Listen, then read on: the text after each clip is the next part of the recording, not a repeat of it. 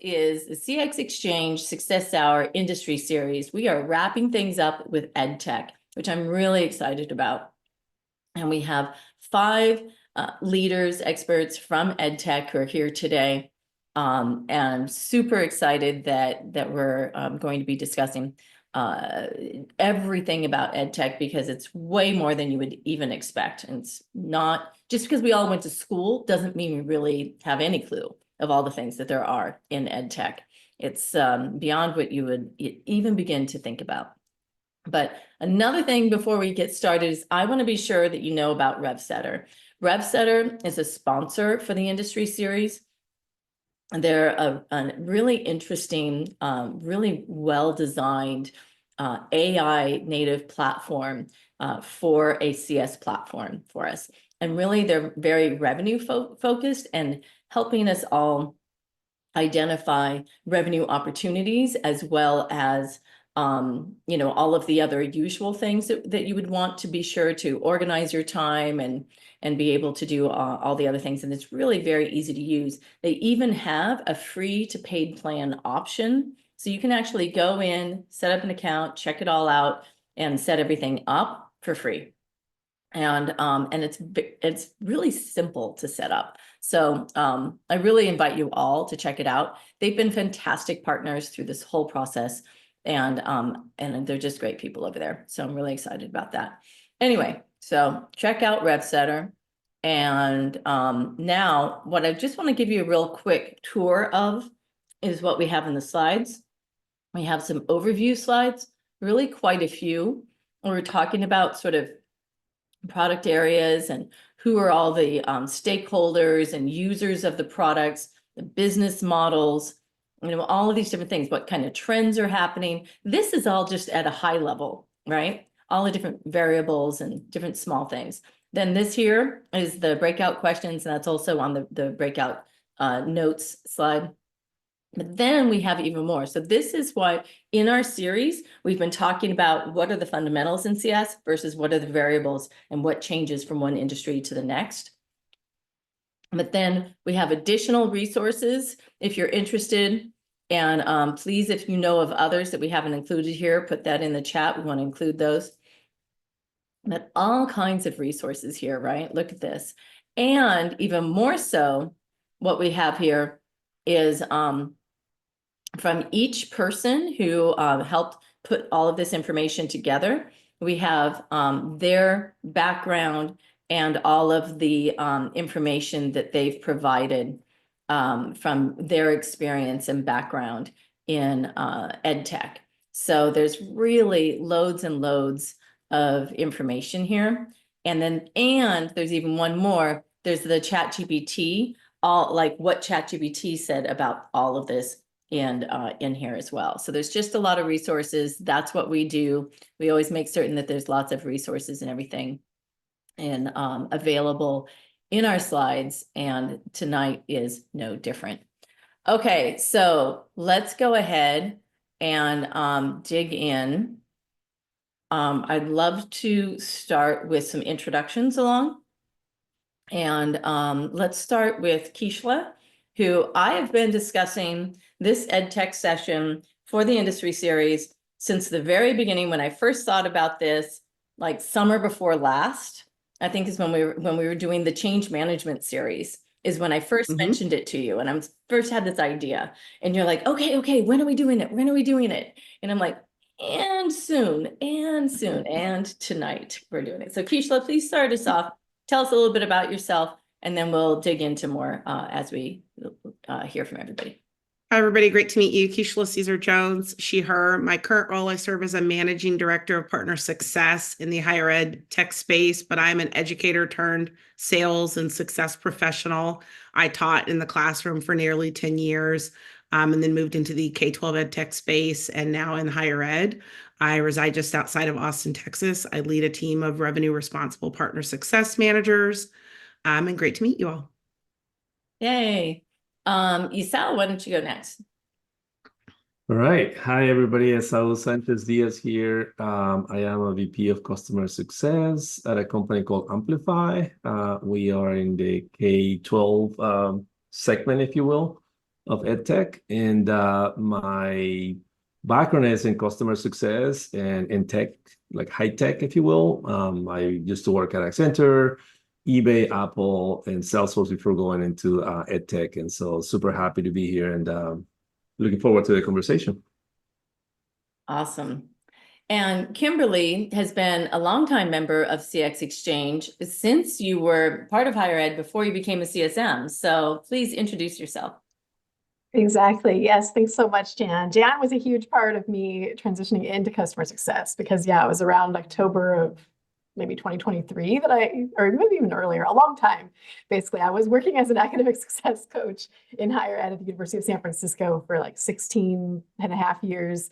But my family and I decided we wanted to relocate to the Chicago area. And so that kind of like opened the Pandora's box. And through this group and like about over 200 coffee chats, I discovered that I really liked customer success. And it really seemed like going into EdTech was a really great bridge to kind of leverage my previous experience. And so last March, I started at a startup called Upswing.io that helps colleges and universities better retain their marginalized and especially like adult and non-traditional students with things like 24-hour virtual tutoring, assignment review, proactive text messaging, basically all kinds of things to help students who like can't get to the tutoring center at 2:00 on a Wednesday in person. So I really like it. I'm kind of basically like an account manager / customer success manager. I love the way Keishla put that, revenue responsible. I might try that because basically like everything post sales, you know, from onboarding to upsells and cross sells and renewals is part of my plate. So really excited to be here in the discussion, and yeah, definitely excited. Awesome. And Jennifer helped us this past summer sort of reignite change management during a session in August. Why don't you go ahead and introduce yourself and your involvement with EdTech?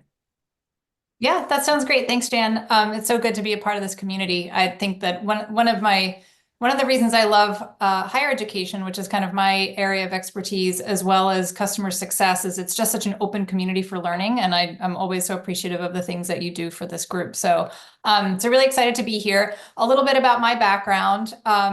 I've been serving higher education customers for over 20 years. So to put that in context, I got started like just after post Y2K, so early 2000s, when the focus, my background is in both administrative and academic systems in higher ed. And so the flavor 20 plus years ago was, how do we modernize what we're doing and make it easier to do business, which then evolved into how do we make students more successful, which now kind of the trends are all around how do we drive better outcomes for students after they go through our educational institutions.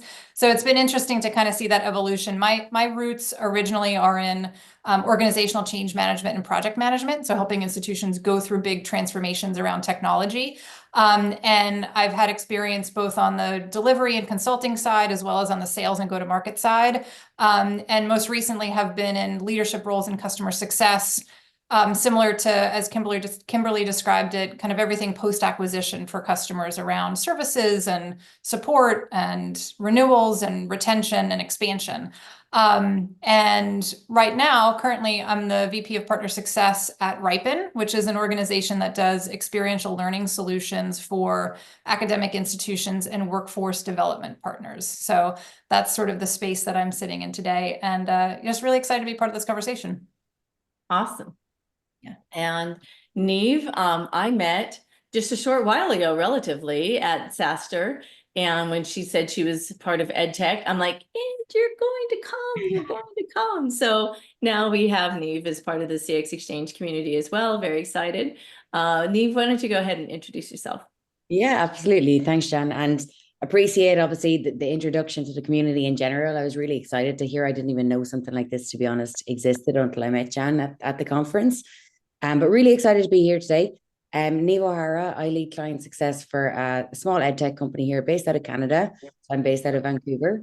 Worked in the EdTech space for over 5 years now, but in the technology B2B sales as well side for maybe 3 years prior to that too. I suppose my main area of focus within EdTech right now is within Kira, which is very much focused on the admissions side of education. So I've any of the insights or learnings that will be shared today will probably have a little bit of a lens like that from my side. But really excited to be here today and hopefully be able to share some learnings and insights with everyone that's joined. Awesome.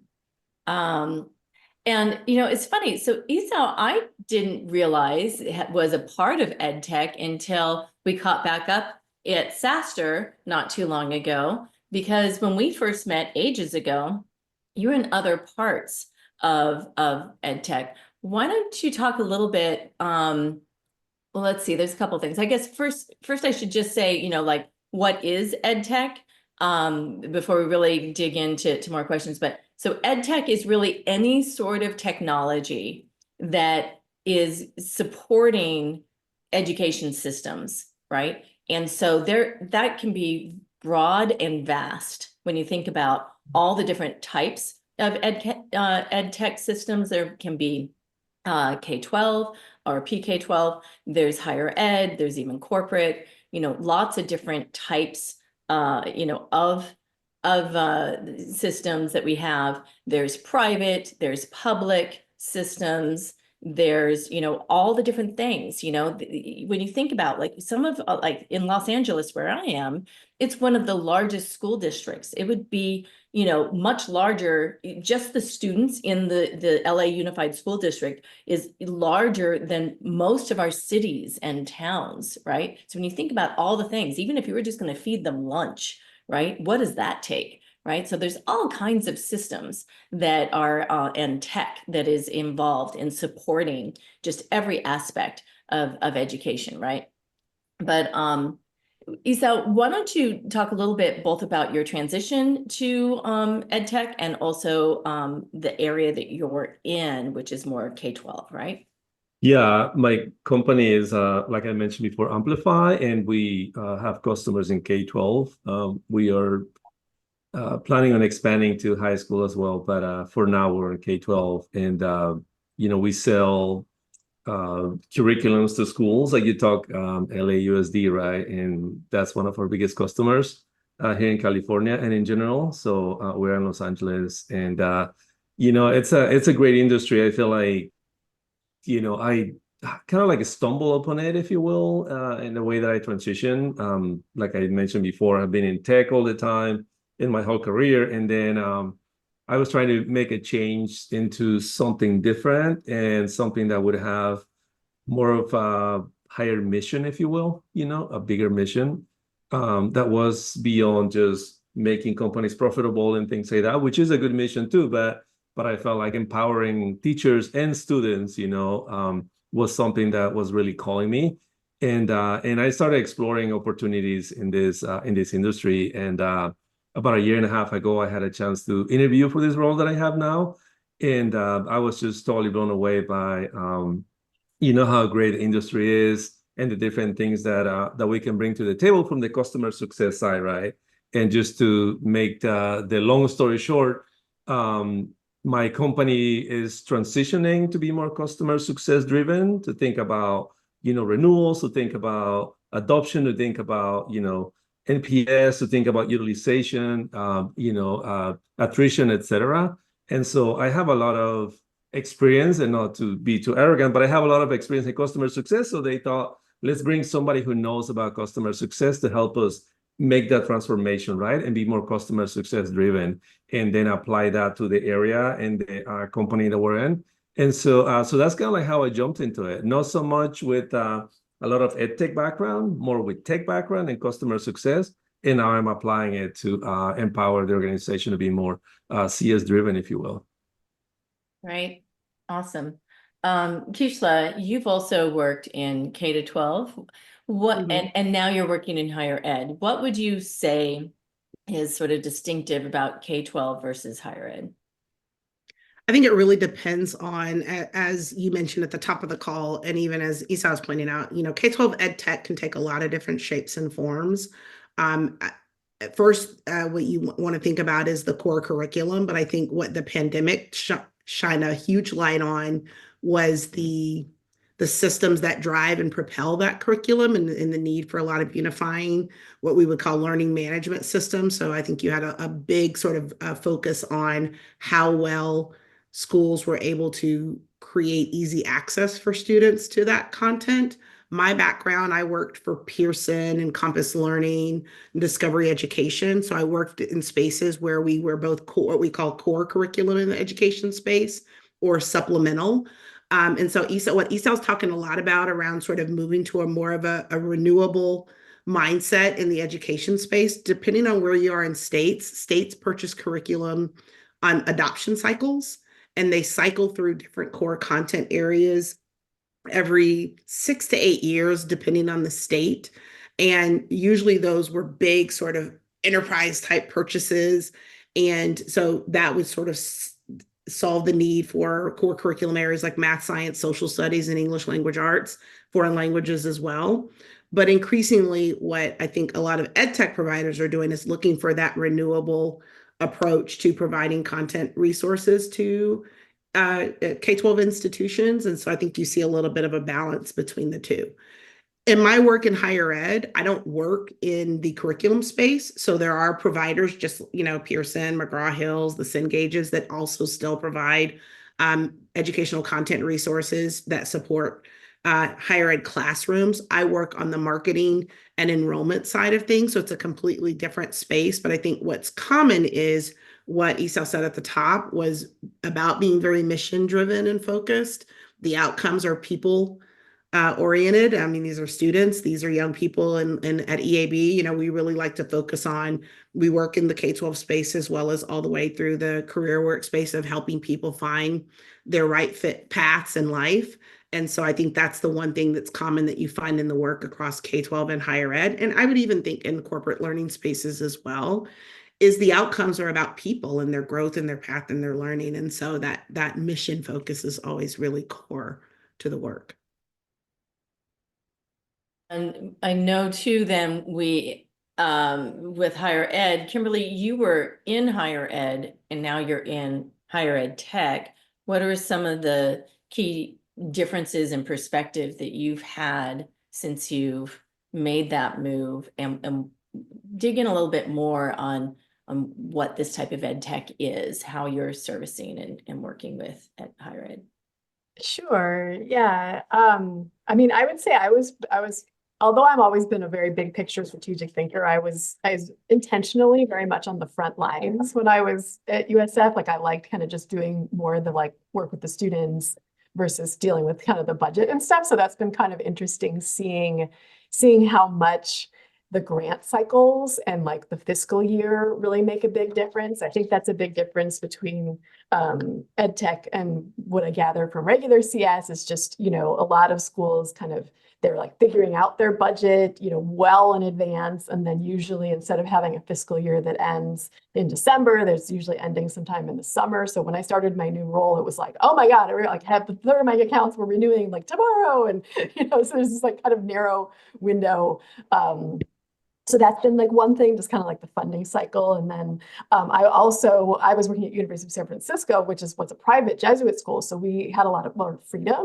And now a lot of the schools that I work with are public schools, HBCUs, community colleges. So I'm learning a lot more about the public space in that, there's probably a lot of things that would dovetail with the GovTech session that you had earlier, just for instance, we serve a lot of schools in Texas, and they have this big cybersecurity thing called Texas Ramp, which is a huge thorn in our side, because it means if you want to serve that school, you have to become Texas Ramp compliant, which means all of your vendors that handle their data also have to be Texas Ramp compliant. So for instance, I love Fathom, which I know you use, and it's still trying to figure out, if we'll be able to use it. So there's all these just layers of, and requests for proposals. So I could go on and on. So I think the two biggest things are just knowing a little bit more how dependent universities are on their fiscal, the governments potentially that they respond to, and then also that they're very dependent on grants. And so things like the election or, COVID coming and then going, can make a dramatic difference in their budget. I'll stop there. I could go on forever. I know we have a lot of people, but those are some initial thoughts. Awesome. Great. And Jennifer, I'm sort of curious because you've been in a couple different areas of higher ed, and maybe you can kind of give us a better idea, because I wouldn't think that change management would be such a big thing in ed tech, and yet that was kind of one of your main areas for a while. Yeah, it's interesting. So early on, you're exactly right. From a change management perspective, it was about how do we help these administrative offices kind of rethink how they do business so they can adopt more of a best practice software-based solution to modernize processes. And so change management with adopting technology, I think we think sometimes today about downloading an app on our mobile device and you just get rolling with it. And there's not so much uptake to figure out how to do it or how to modify your processes. But if you think about kind of moving a major operation, like running the business of a higher education or post-secondary institution, there's, financial processes, there's things that have to meet with audit and compliance regulations, there's people processes, there's student information systems and processes and privacy regulations that go along with that, and student finance. And so there's a lot of things that go into moving a big enterprise information system. So a lot of it honestly was resistance to change, which was, I think just something that you encounter with any kind of big initiative. But that's sort of where I started, was with working with administrative partners. And what's interesting is in my current organization and in some of my more recent experience, it's working with faculty on change management that can be as challenging, right? So convincing people to do things in different ways or embrace new elements to add to traditional pedagogies of learning can be challenging and disruptive. And there are people always at the forefront of that who want to embrace that and want to go make a difference with that, and are running, full on with it. And there are others that maybe are more hesitant or don't have the time or don't have the resources or don't have the know-how to integrate things like, in my business's case, like experiential learning into a classroom environment, and how to do that in a way that's going to set up students for success. So there's change management on kind of big organizational scales, but then there's change management down at like the individual level of how do I think and do differently in my day-to-day. Keishla, you were saying something in the chat about that. Yeah, I was saying, I think that the mindset that schools, public, private, pre-K-12, whatever that might be, they're organizations just like businesses. They employ people, they have standards to meet, expectations to set, outcomes to deliver. And whenever they adopt a new technology, you're asking, in any instance, when you bring on some new tool, you're asking people to either do a new behavior, change a behavior, or in any kind of way. And so that's, I think, why customer success in the EdTech space is so important, because you're doing the same thing to move people's behaviors from one thing to another, to adopt a tool to achieve a particular outcome. And so I think you're going to see that in public, private, higher ed, K-12 schools across the board. Mm-hmm. Yeah. And also it's a little more complex because you have each school, you have each individual teacher. I come from a family of teachers, and they all had their own, their own world going on in their classroom all day. And Yep. so, yeah, then outside of that, then you have Yeah. them to interact with tech and stuff, right? And I think that's why, especially in the EdTech space, you'll see a lot of accompaniment with the tech solutions, professional development, and professional services that go along with that, because you are not just saying, here's a tool, go use it in your day-to-day work. You are trying to change that practice and do that through district offices, school, campus offices, curriculum coordinators, all the way down through to the teacher, as well as the student, because oftentimes these EdTech tools are also being used by the students. So you have to train the teacher to apply it in her instructional practice, or to the nurse or the librarian in their work, but it also is something that the students interact with. So there are a lot of stakeholders in an EdTech environment that you have to manage through. Yeah. And speaking of stakeholders, Niamh, the area that you're in, what kind of stakeholders are you really interacting with? Yeah, so quite similar to maybe what Jennifer and Keishla had talked about there. There's a lot of different stakeholders in total, and like getting those people to, it's not even just about who the buyer at the end of the day is, with the buyer of the software is, it's actually the people who are going to be the end users that can almost, come forward with a lot of the challenges that you're going to face from a CS standpoint. How do you get people to change what they've been doing over 20 years into a new software, a new system, or a new practice that they've never had experience with, but also they've seen such success with what they're doing in the past?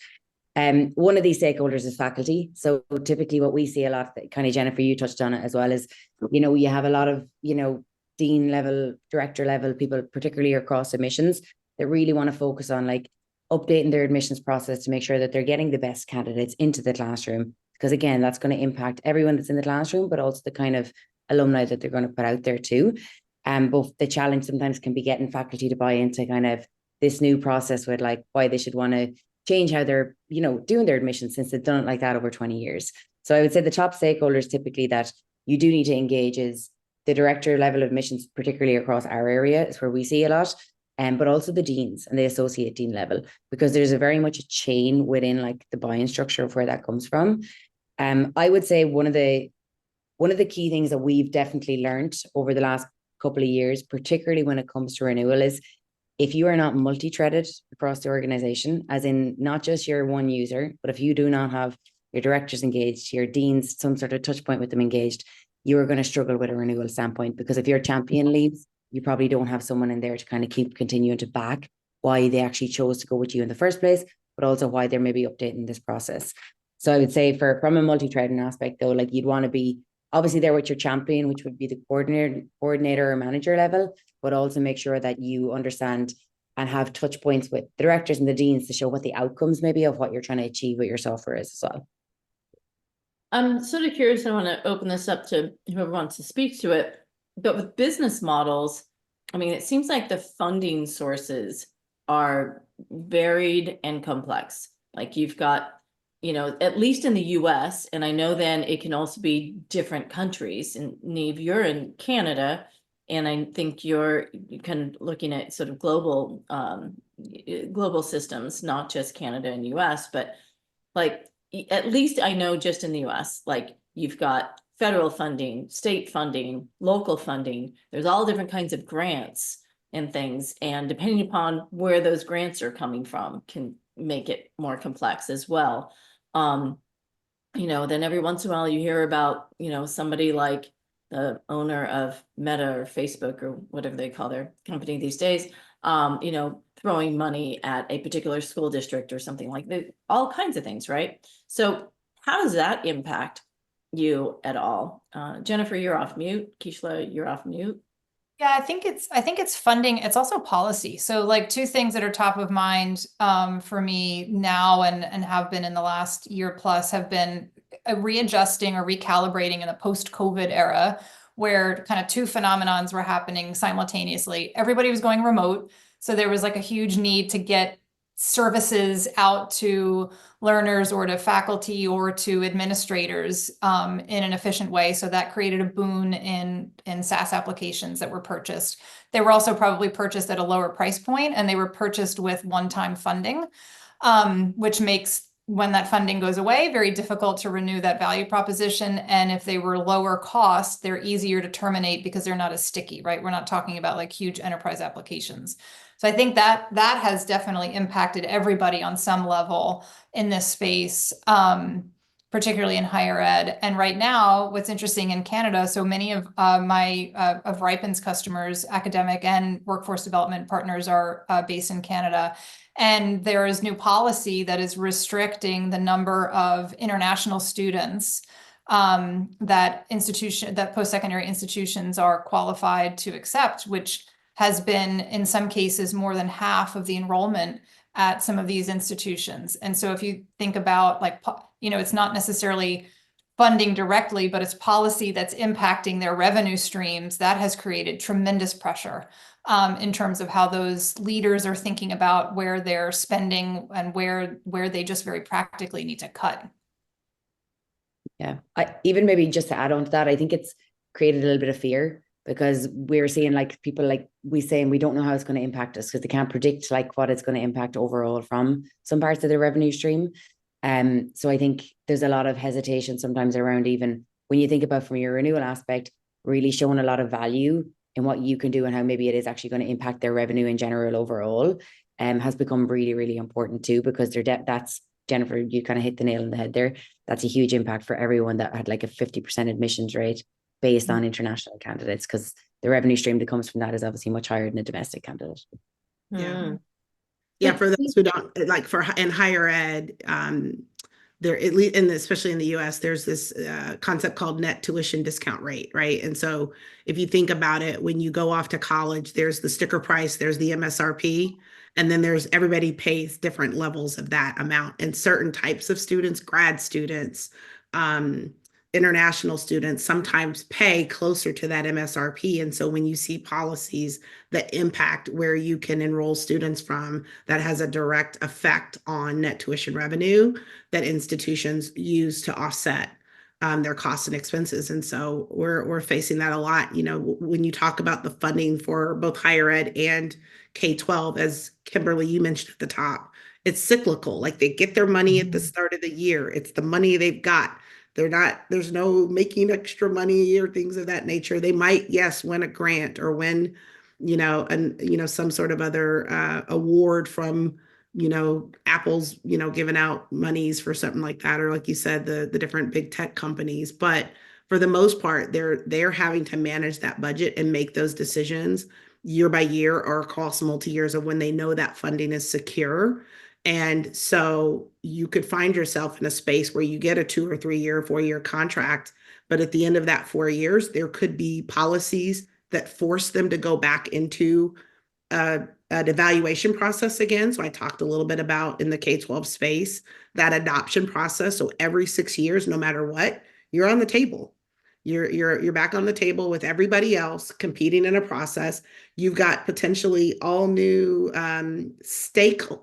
Even if your leadership's the same, you might have all new committees, all new stakeholders that are evaluating you as a tool, and it starts that process over. And incumbency sometimes works for you, sometimes works against you.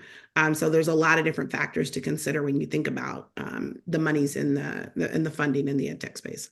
Yeah, the other thing that Oh, sorry, go ahead. Oh, no, go ahead, No, please. no, go ahead. Sorry. Well, no, you go. I'll jump in right after. Yeah, no, I was just gonna say in K-12, one thing that I have noticed also is that because we sell to states, so sometimes the Department of Education of the state is the one that buys the whole contract for the whole state and doesn't allow the districts to have the independence to choose on their own. It becomes a bit restrictive too. It could be, or the other way around. The districts are free to buy whatever they want. Schools sometimes are free to buy whatever they want. So there's this big network of opportunities, if you will, and limitations too, depending on how you see it, right? And then there's also the policies of the states. As we live in a very, I guess, almost like polarized maybe country here in the US, because depending on what state you're talking to, some may find your content and your curriculum very liberal, and others may find it very conservative. So you kind of like have to thread that line of, how do you potentially put your content out there in front of students and kids, right? And parents who are like, hey, why don't you talk more about the Bible maybe in history, right? Versus here in California, they are like, well, make sure that you talk about climate change, in your science curriculum and things like that, right? Things that other states would probably be like, what? Like, what do we want to talk about? Climate change, etc. So there is all kinds of like nuance, right? And how you position your product and how you can make it marketable and accepted, if you will. All right. And did you have something different to add, or because we also have some questions here? Yeah, I did have something different, but then I definitely want to make sure we go to the questions. I just wanted to mention also just like a trend that, they're right because of all this stuff about being dependent on grants and all the things that happened with COVID. I think in general right now, we're in a little bit of a famine period. And so that has manifested in a lot of tech consolidation. So higher ed, I'd say also K-12, all these different vendors were picked. And so then now a lot of the higher ups are saying, well, I've got 20 of these and they all can kind of do some of the same things. So who do I cut? And I think the flavor of figuring out how you deliver the ultimate business outcomes is a little different in ed tech, because like a company like EAB, like they actually have the student outcomes, like that's partly what they have in their platform. But like a company like mine, like we do tutoring and we don't hold that. They don't like to share data about students' GPAs and grades and things like that. So you're often, you're kind of like dependent on what they're willing to share with you about the value that you made, or you're trying to estimate. So just, it can make it kind of hard to stand out and be like, you should keep us because we saved you all this, because you don't have all the information that you ideally would want. But anyway, I want to make sure we have time for questions. Yeah. And Aisha, you had your hand up earlier. What, did you have a question or a comment? No comment since I'm learning and this is very new for me. I would just out of curiosity, how much is of what EdTech is affected by sort of like, let's say, the change in administration every 4 years? Like we've just gone through a new Secretary of Education. Linda, you had a Yes, similar or is question, it still right? very, is it still very state driven and not affected by federal policy? I think it's a little of both. And I would say that to a certain extent, both in K-12 and higher ed. So, in K-12, every state, in the United States, we run 50 different education systems. There might be similarities and commonalities like Common Core across that they've adopted some similar standards. But everybody sort of has their own core curriculum standards and different rules and expectations by way of, privacy. Like you heard Kimberly talk about Texas RAMP. California has their own privacy policy. Other states are looking to get on board of that. And higher ed, though, but you also have, things like special ed regulations that come from the federal government. So when we hear this conversation about like dismantling the Department of Ed, there are certain protections and civil rights protections that aren't baked into all these different state level expectations, but they come from that federal oversight, and the money's tied to that to make sure you have programming and support for special ed students, or that you have equity around dealing with different people from different racial backgrounds. And so there's a little bit of a mixed bag in the higher ed space. You guys heard, the affirmative action case that happened a year or so ago had a big chilling effect in the higher ed space and admissions processes. And schools are responding to that. In Texas, they passed a state level law, and you had the dismantling of DE&I programs at the state level. So it can be a mixed bag, both federal and statewide. But there are all different types of regulations to abide by. And I would imagine those things apply in Canada as well. Great. Gold, did you have a comment or a question? Yeah, the question, I was wondering, how did you see past years specifically because of the economy volatility? Sometimes when things come tough, people get rid of nice to haves and stick to must have. So do you see EdTech as a nice to have or must have, like regarding the stability in this? And if there's a difference between, let's say, K-12 or higher ed necessity? Maybe just to jump in just solely from our perspective, I think one of the things that you want to consider in general is how you position yourself to your clients, to your market. If it's kind of always positioned as, something that's ingrained in a process, it's showing value, it's showing ROI, that's always going to be able to be shown as a must to have versus a need to have. If there's a bit more of a stand back approach of like, we're helping in certain ways that's difficult to quantify how it's helped, that's when it can be very much viewed as a need to have. So one of the things that we work with a lot with is trying to quantify that with clients so that we can actually give that kind of experience and data back to them to help position things that sometimes they really want to keep, but like you're saying, due to different policies and stuff like that, they're not always able to keep. But basically just try arm them with a little bit more of that information with our own softwares too. Yeah, I think that's such a good. Oh, go ahead, Esau. Oh no, sorry, I'm always interrupting. Go ahead, please. Yeah. I was just going to say, I think that's an excellent point, and also sometimes the perspective of nice to have versus must have is seen distinctly through the lens of how high up in the organization your buyer is, and so nice to haves tend to sit with lower level buyers, even if it really is a must to have or that's your value proposition. So kind of orienting to the right level of buyer is really important too. Yeah, and what I was gonna add is that there's a lot of need for data, right? Like just like in the private industry, we need data to understand ROI, etc. In education is the same thing. It's no different at all. And if you're thinking about systems that would be, I guess, resilient to economic downturns, it will probably be a system that provides data, that measures the advancement of the students and the results, based on investment. So that's probably one of the more, I guess, stable areas, if you will, in terms of like the tech stack and what stays and what is not nice to have but must have. Yeah, we've been leaning a lot into like what's the cost of inaction. We've had a lot of push on our space on like what does it look to DIY or do nothing?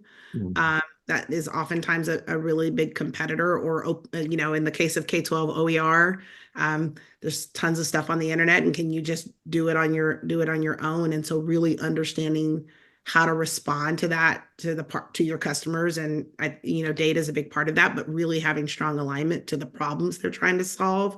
You know, it's very important that you don't put your partner in spaces like they're not doing your product.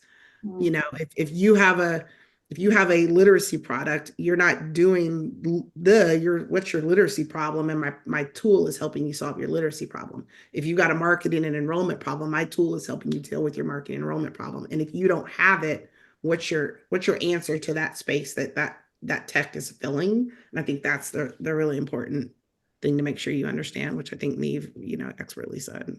All right, great. So we're gonna have Linda finish us up before we go to our breakout groups, so that you can ask individual questions and just meet a few people briefly. We'll just be there for 10 minutes. If you haven't downloaded the slides and resources or the breakout notes, I just put it back in the chat again. Linda. Yeah, I just have a question, because you keep hearing all over the internet right now that the newly elected president is going to dismantle the Department of Education. And to me, like, really, what are your thoughts on this? And, you know, what do you think is going to happen if it goes back to the state? I mean, I'm terrified. I mean, not to like get us into fear mongering, but I mean, even we just heard about like our first deal that like a school pulled back because they were like wondering what it's going to look like in the next year. So there can both be the actual effects of whatever actually does happen, which could reduce the money that schools have available. But there's also even just the anticipatory of could this happen, which then makes budgets constrained. So like our VP was like, we're going to have to think of some other creative ideas to, you know, bring in income. And I'm thinking, what creative ideas? So it'll be an interesting year. And then, I mean, not to be a Debbie Downer, but venture capital funding for EdTechs has been way reduced. I mean, it's reduced all over for SaaS, but it's especially been reduced for VCs. Yeah. So that's another thing that a lot of, I guess, smarter EdTechs are trying to become more like not as dependent on VC funding so that they can weather some of these storms. Well, maybe send out some teddy bears all around so that people feel comfortable. Is it okay if we just go ahead and go out to the breakout rooms, or is there anything else we should say on that? Kind of hit the topic. All right. Everybody just breathe and remember that we can't do things unilaterally here, and so let's just continue to trust in our systems to uphold and see us through. Okay, we'll come back in 10 minutes. I'm going to open up the rooms. You should see it down below. Either you see the 4 square breakout or see it pop up. You might see it somewhere else. Everybody see your breakout room?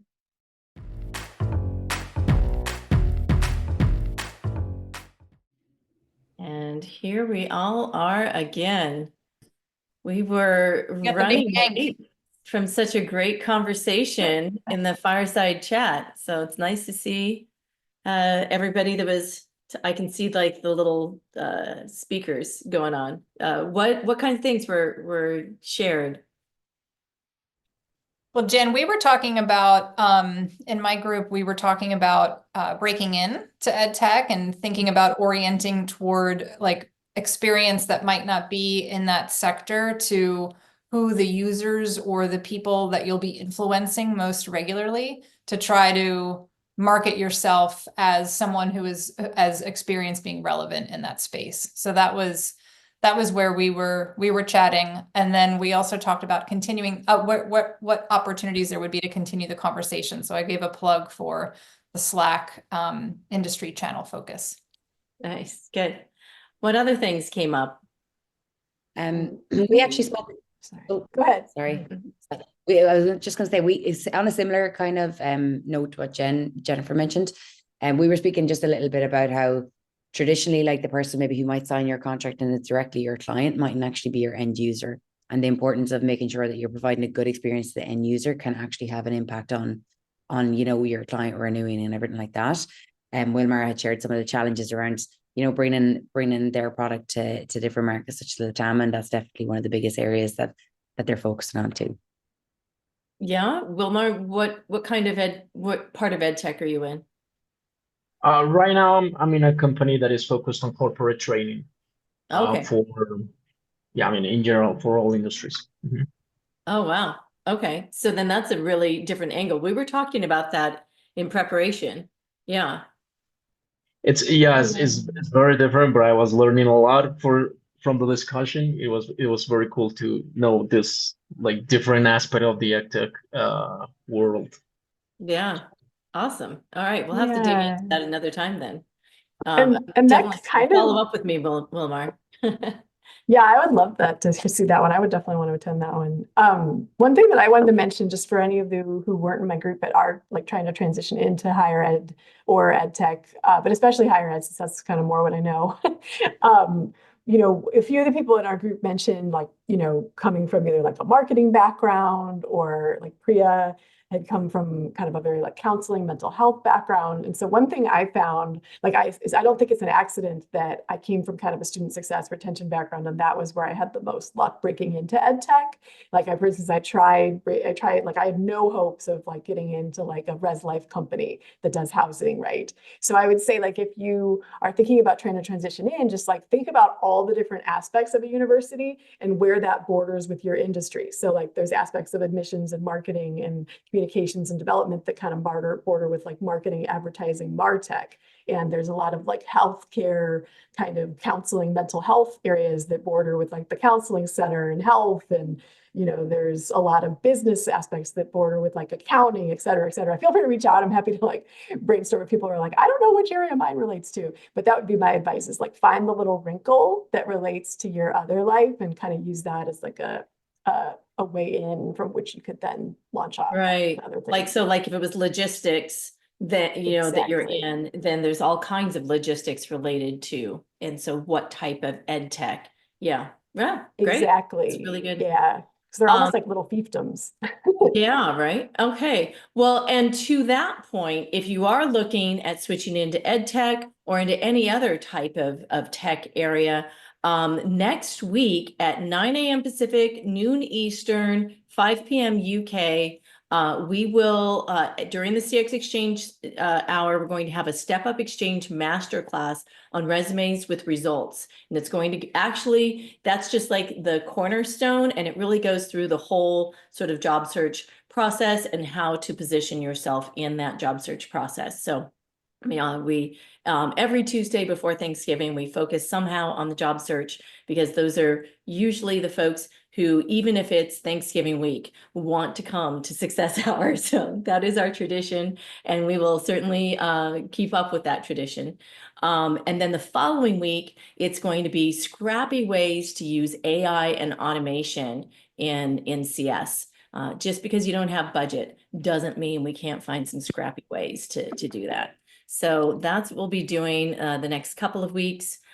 Definitely go to our website, join our Slack, continue this conversation. This was fantastic tonight, and there was so much more we could have been talking about. So I know it looks like, oh, this is a place for the speakers. No, this is just where we were organizing. Please add in more. Wilmar, go in and share some more stuff about corporate ed too, so we can get some ideas about that. And everybody, whatever questions or insights, if you weren't able to share them here, please, or even if you did, please go share them over in that Slack channel too, so we can continue the conversation. So thank you again so much for all of the folks who contributed tonight, and everyone who is contributing to the slides and resources and the conversation in the fireside chat and everything, leading things off. Really, all of your work just made such a big difference. And this is recorded. We will have it up on our YouTube. We will have it on our resources page on our website. But we're a volunteer-led community, so it'll just take us a little bit of effort and time to get it there. And if you want to volunteer, there's a link for that too on our website. So feel free to join in. All right. Thank you. Thank you so much. Love seeing all of you there. We'll see you next Tuesday, and see you in the community. Thanks, Jan. Thanks, everyone. So long. Thank you. Thank you so much for tuning into this week's episode of Success Hour, formerly known as CS Office Hours. We regularly put out new content, so to be the first to know, like this episode, tap that notification bell, hit that subscribe button, and we look forward to seeing you soon.